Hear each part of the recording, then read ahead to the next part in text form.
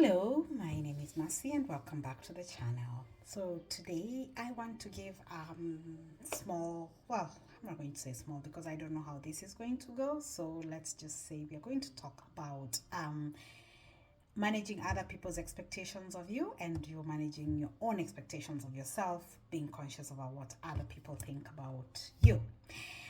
This is a different setting because I'm in my daughter's room, very tired because I'm packing to go on vacation, so my room is not exactly okay. And I have this thing in my nose which is really bugging me. I don't know if you can see it, but it's really been annoying me, which is part of the reason why I've been avoiding recording lately. That's not a convenient excuse, it's the truth. But then I realized that it's going to be there for a while, so I might as well do what I need to do. This is not really a part of my corporate life series, but it is part of what I think I've learned in the last few um, months, and I've been applying it in my corporate life also. So that's been a good learning curve. So this is about managing expectations, right? So I have this thing that I've been telling my friends and my people that I have to interact with, like my supervisors and things like that, where you tell me on a scale of 1 to 5 just how bad what I have done is. Not that I go around doing bad things, but in the spirit of improving myself. So we've if you've watched my previous videos, there was a period where I went through depression, I went through rediscovering myself, I went through learning how to live in normal society. And then I reached a place where now I need to kind of learn that not everybody is an enemy and not everybody is out to get me. And I needed to kind of understand why, if somebody reaches a place where they're fed up with me, how did we get there, And so to get there, I told myself that, okay, it might be that it's small irritating things that I think are just small, and then the other person doesn't look at it like that. And slowly by slowly, I learned that I might see something as slightly annoying, but the other person is like, this is another level, right?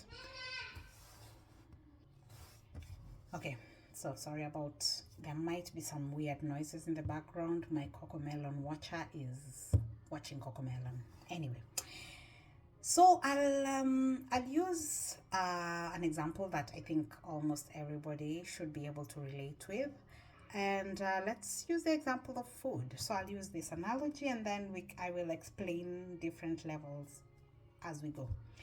So on my scale of 1 to 5, let's use the analogy of food. If I cook and there's not enough salt in the food, you can put salt in it and then life will go on. It was annoying, it was irritating, you had to go look for the salt, and yeah, but it's expected because not everybody uses the same level of salt, but it's still, inconveniencing, especially if normally your taste in salt is not extreme. So you expect that, okay, at least at the minimal, let the salt be enough in this food. But if the food is otherwise well cooked, not overcooked, it's as tender as it should be, it's as, it's not burnt, it's everything else is fine, it's just the salt that was not enough, it will be maybe a level 1 irritation, right? If on the other hand, I have burnt the food so much so that the kitchen almost went on fire, then that's a level 5 irritation where it's really extreme. There's like, yeah, it's bad. It's really bad. That's my level 5, right? So this are what we're dealing with right there. So these are the two extremes. Now in the middle you have the little annoyances of, okay, the food was not cooked enough, so you actually had to take it back to the kitchen and redo it and stuff like that, or you put salt instead of sugar, and then which means you have to throw out the whole food and recook it. That's maybe a level 4 because it's wastage, and you've wasted time, you've wasted money, you've wasted food, it's just, so there are all these different nuances of what the levels are. And just going by the level 1 and level 5, which is slightly annoying, but okay. And 5, which is, yeah, this somebody could have died kind of level. This is what happens in daily life. Like, whether it's you as a parent, whether it's you as a daughter, whether it's you as a friend, whether it's you as an employee, this happens. We make mistakes, and the mistake can be one of those things which is slightly annoying, inconveniencing, but okay, fine. It will take me 5 minutes to recover it. I wish I wouldn't have done it, but it's done, and we can move on. Now, the goal for me is not that I keep doing level 1 mistakes. If the salt was not enough on Monday, on Tuesday, and then you tell me the salt was not enough, and you tell me it actually bothered you, on Tuesday we'll try and add a bit more salt. On Wednesday we'll try and add a bit more salt until the salt is enough, But if on Monday I didn't put, on Tuesday I did not even make an effort to try and add more salt, by the time we get to Thursday and I'm cooking every day, you are going to be like, okay, she's not even trying. And then now it stops being a level 1 annoyance, it starts being a level 2, because now it adds the fact that you're thinking that you've told me it bothers you. Why am I not making an effort to stop it from bothering you? And then we go to, so there are all these small things, tiny little things like this. Now, if this keeps happening and you keep getting annoyed and it keeps escalating, at some point you're going to break it. You'll be like, you know what? I don't want you cooking for me. Just leave it. I'll deal with it. The other option can be it's level 1, but everything else is so perfect that when I tried to correct that particular thing, I messed up the other things. And then you go like, I can deal with the salt because everything else is just so good that if this is the only thing that's a problem, then it's okay. I'll just keep adding the salt myself. I don't need, you don't, everything else is perfect. Let's just not let this one thing that clearly is not your talent be the thing that destroys an otherwise good relationship. So those are the 2 ways that the level 1 salt can escalate. It can either escalate or it can just become, let's just forget about it, The danger with this is I always feel like relationships need to be symbiotic, that everybody needs to be giving and taking. And when you're always making compromises, then at some point it starts being one of those lopsided relationships. And I've always felt like, for example, for supervisors, especially in a world where there are more people looking for jobs than jobs that are available, especially in some sectors, at some point the supervisor goes like, is this person really worth the effort I'm putting in their growth? Because they don't seem to want to grow, because that's how it looks like. I've told you the salt is a problem. You're not even trying to make an effort to change the salt issue. You're expecting me to adjust to the fact that I will have to keep adding salt to my food. So at some point the supervisor goes like, you know what? She might be good at other things, but I can actually find somebody else who's just as good at other things, and then add salt. So the other part that I find that might be a bit troubling with the lack of growth would be the fact that if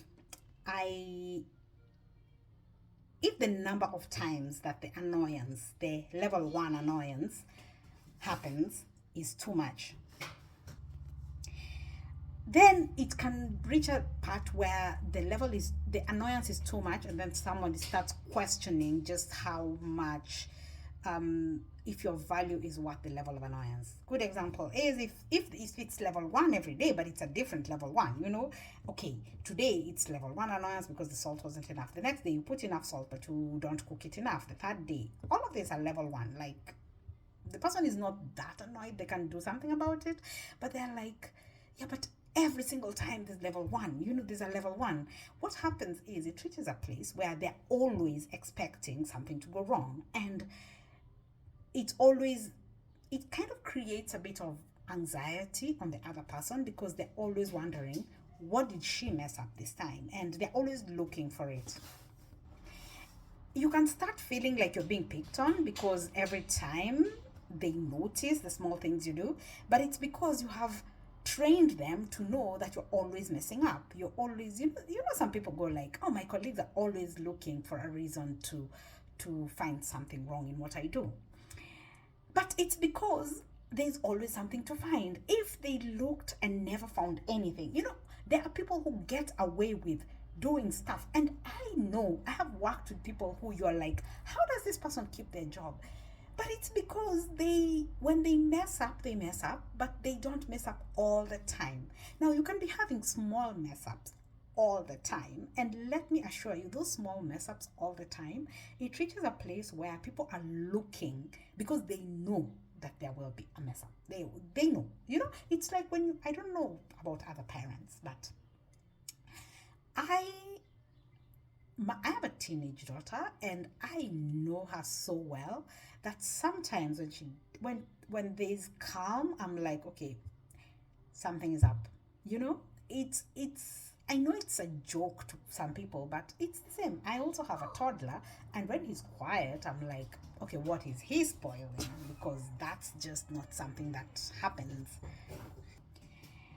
And that's because they've kind of programmed us. My son has programmed me that he's always climbing on something. So when he's not climbing on something, is he sick? What's wrong? Why?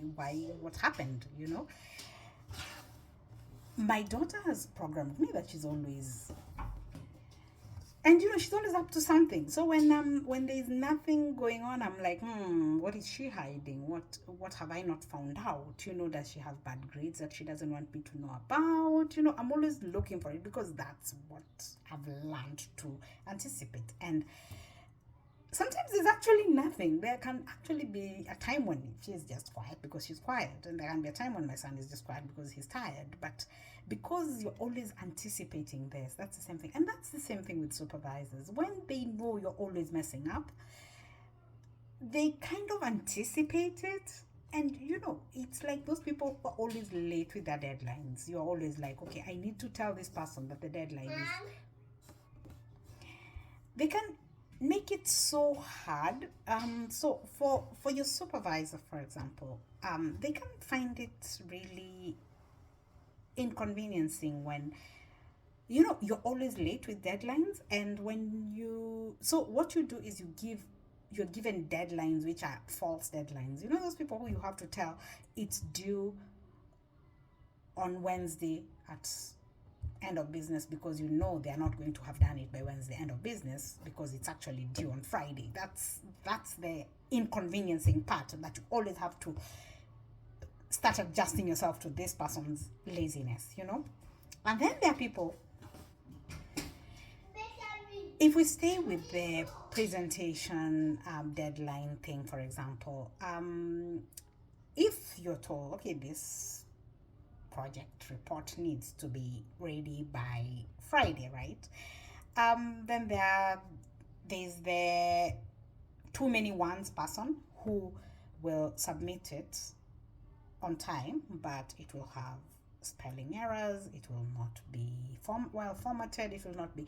So then you reach a place where the supervisor is like, so basically I told you to do this, you did it on time, but I have to spend all this time correcting it, which means we're still not going to make the deadline. And so the first time it can be, okay, I'll do this, I'll show you how to do it. But then the second time, then it becomes annoying. And then by the third time, you start being known as that person who, yeah, fine, she will finish on time, but then the attention to detail is so bad that it would have even been better if you had not finished on time and you had actually taken your time to do it better.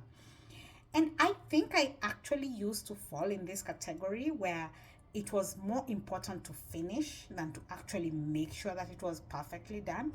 And and funny enough, it goes so against me, against my character, to actually take my time and do something perfectly. I think you can tell that from my videos. I'm all over the place, and I think that's just how my brain is wired. And I've come to the conclusion that either I need to be doing things in a group where I will put together everything and there's somebody who's going to clean it up, or I just need to do things slowly. Start it, stop, do something else completely, then come back, continue with it, stop, do something else completely, and then come back and proofread it. I think that's the new method that I'm trying now. Partly because now I'm more in a job that what I'm doing alone, and before it goes to the supervisor. The opportunity for group work is not there as much as it used to be in my previous job. In my previous job, there were opportunities for group work. Almost everything I could actually form a group to do it, and it always used to be like that. I put together everything and then let somebody else clean it up. And I reached a place where I actually convinced myself that I was good at PowerPoint because the PowerPoints used to be done. But then when you compare what I had put at the beginning and what has finally been produced, they were totally like, it's only the information that came from me. Everything else was done by somebody else, And I think that's where you need to know your weaknesses, your strengths, and then you reach a place and just learn how to build on your strengths. Now, I could have chosen that, okay, I just want to continue like that, but I feel like this is an opportunity for me to grow and to be able to actually be autonomous in the real sense of the word, and not just autonomous when it's convenient, but autonomous completely, like I can actually stand on my own. And I'm going for it. I'm actually really, really putting myself into this and actually going for it. Anyway, having said that, what was I saying? Yeah, I was talking about how so the presentation thing, and then you have the other person who will be late, but when they submit it, and you cannot find an error at all in that presentation. You're actually like, okay, it was worth the wait. Now the problem is, it can still be a category 5 whether it was submitted perfectly or not, because if you're late, you're late. It's, what if it was supposed to be a presentation to a client and the client has come and you've not yet submitted it, and it's just, so it's not one of those things you need to strive to either or. My goal in life is to be that person who does not make category 1 mistakes too many times, because one, it makes people anxious and they're always waiting for me to mess up. I also don't want to be that person who makes category 5 mistakes all the time, because that's just stupid. And one thing that you need to realize, and I think I've realized this and I had to accept it, everybody makes category 5 mistakes. You might make it once a year, you might make it once a month, you might make it a lot of times, but everybody makes category 5 mistakes. The objective is not to never make a mistake. The objective is to put your supervisor in a place where if you make a mistake, they can actually stand up for you and go like, there must be a reason why that happened, because it's unlike her, it's unlike him that this happened. Do not put them in a situation where they're like, oh yeah, I saw this coming. Do not put them in that situation when the category 5 happens, because the category 1s and 2s, nobody ever, those ones can be dealt with on the local level. Category 5, everybody sees it. When the fire burns and they have to call the fire brigade people, then everybody knows that the house is on fire. But if there was no salt, your neighbors don't know that there was not enough salt. But when everybody else can see it, that's a 5. In my opinion, that's a 5. Maybe because I'm just one of those people who love to save face, but that's a 5. When other people can see your mess up, it's a 5. Do not put your supervisor in the position that they have to keep defending your 5s, because when they have to keep defending your 5s and they know how much 1s and 2s you've done in the course of every day, then it's just, one, it's not fair on them, and 2, you're actually not being the best person. You're not being the best you can be in supporting your supervisor or something like that. And I feel like as a PA, that's one of my things. I just think that for me, it's my job to make sure that my executive looks good, that my executive succeeds, right? And if every single time my executive has to deal with all my small mistakes, and then at the end, one time there's a big mistake that everybody else sees, and he has to justify that also, I don't want to be that kind of of a PA. I don't want to be the kind of PA that my executive has to spend time defending me. I want to be an asset. I want to be the kind of person who makes the person a better person, not the kind of person who makes the person have to be my defender, because, you know, there's a reason why you are chosen for that job. And if this person sees potential in you, I don't think you should underestimate yourself by saying, no, that's just me. I can't change. I'm too old to change. I'm too stuck in my ways to change. You know, this is just me. That's just how I am. No.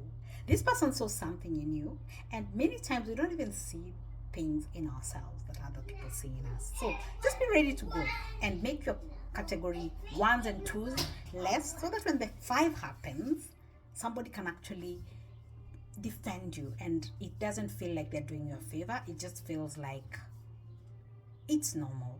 This is something that everybody, it happens. Bad things happen, and you know, and this is all across the board, whether it's as a parent, whether it's as a friend, whether it's as a lover, wife, whatever. Just be your best every single day. Okay? Bye bye.